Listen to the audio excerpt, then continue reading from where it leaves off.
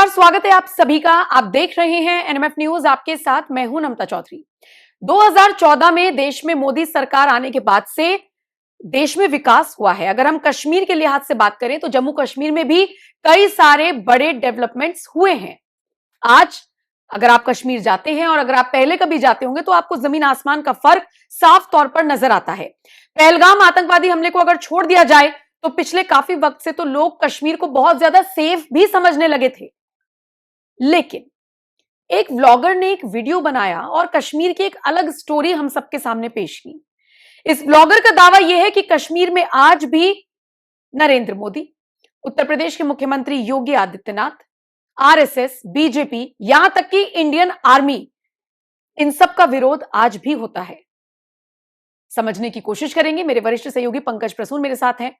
पंकज जी, एक व्लॉगर ने proper vlog बनाया है और उसने अपने व्लॉग में ये चीज बताई है कि मैं बड़ा हैरान रह गया इन सारी चीजों को देखते हुए कि इतना सब होने के बावजूद अभी भी नाराजगी, अभी भी गुस्सा, इंडियन आर्मी के खिलाफ विरोध, और उसका यह भी दावा है कि कुछ अनर्गल बयान इंडियन आर्मी को लेकर लगाए जाते हैं।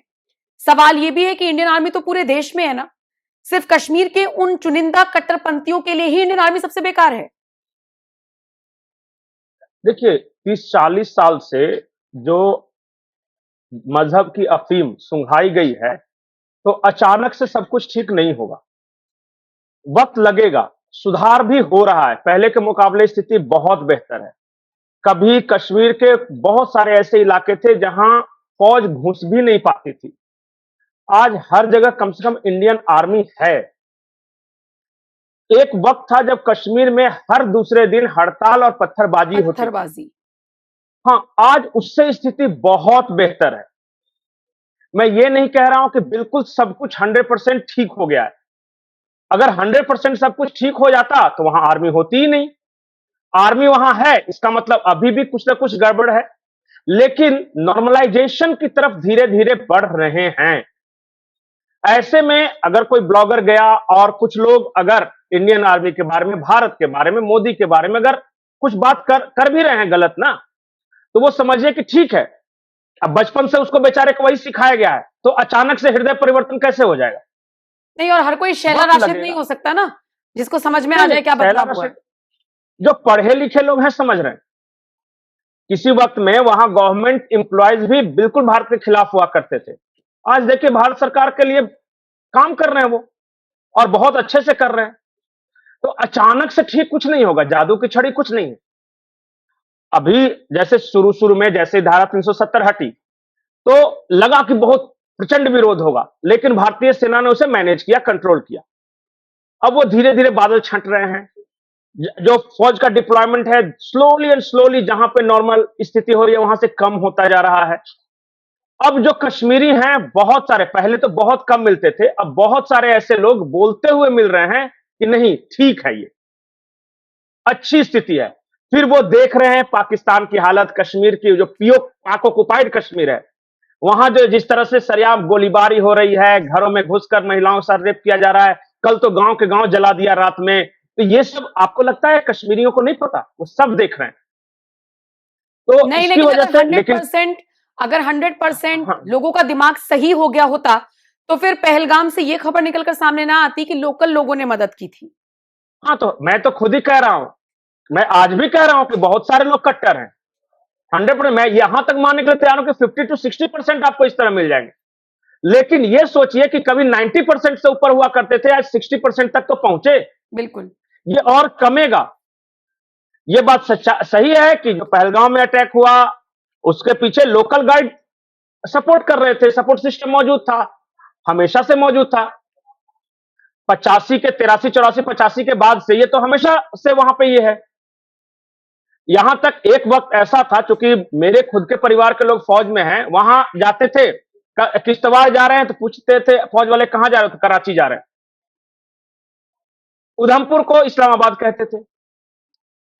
जो गिलानी था उसने स्टेटमेंट दिया था, आप भी पुराना स्टेटमेंट कहीं मौजूद होगा, कि भारत अगर सोने की सड़क बना के भी दे देगा फिर भी हम नहीं रहेंगे भारत के साथ। तो ये तो उस स्थिति से तो खैर फार बेटर है।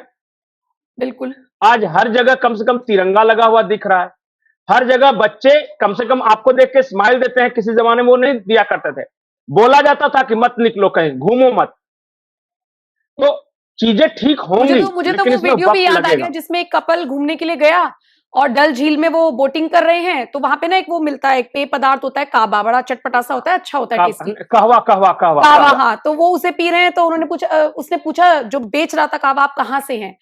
तो जो टूरिस्ट थे उन्होंने कहा इंडिया से। तो बोले सर हम कश्मीर से, आप हमें अलग क्यों कह रहे हैं, हम भी इंडिया से ही हैं सब लोग। तो ये भी ये विचारधारा डर के मारे बेचारा, वो टूरिस्ट जो होगा डर के मारे, उसने बहुत सारी बातें सुन रखी होगी कि अगर हम कहेंगे कि यही है तो फिर वहां रिएक्ट करेंगे। अब यही बदल रहा है। मेरे खुद के दोस्त हैं, मेरे साथ पढ़ने वाले हैं, बहुत कश्मीरी हैं जो कश्मीर में रह रहे हैं।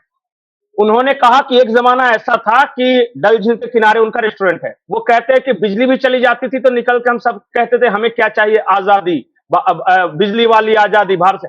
अब बोले कि उसमें मतलब कि ऐसे ही कुछ भी। अब बोले कि नहीं, अब जमीन के रेट्स बढ़ गए हैं, वहां बहुत कॉमर्शियल हो गया है। बिल्कुल एक से एक ब्रांड के बिल्कुल। शोरूम खुल रहे हैं अब मतलब श्रीनगर में। पहलगाम आतंकी हमला पंकज जी अगर नहीं होता तो अभी थोड़ा सा एब्रेशन हो है। सकता है डाउनफॉल हो, नहीं तो इतना जबरदस्त कश्मीर डेवलप कर रहा था, इतना बदल गया था, नहीं, मतलब एक बहुत चीज और खूबसूरत। है, एक चीज और है, पाकिस्तान भी तो कुछ ना कुछ ट्राई करेगा ना। उसके हाथों से बंद मुट्ठी के रेत की तरह खिसक रहा है, कश्मीर जा रहा है, तो वो डेस्परेशन में कुछ ना कुछ तो करेगा। आप वो हमारे इस आप हमारे वाले की बात कर रहे हैं, जो उस पार हमारे वाला है वो भी खिसक रहा है।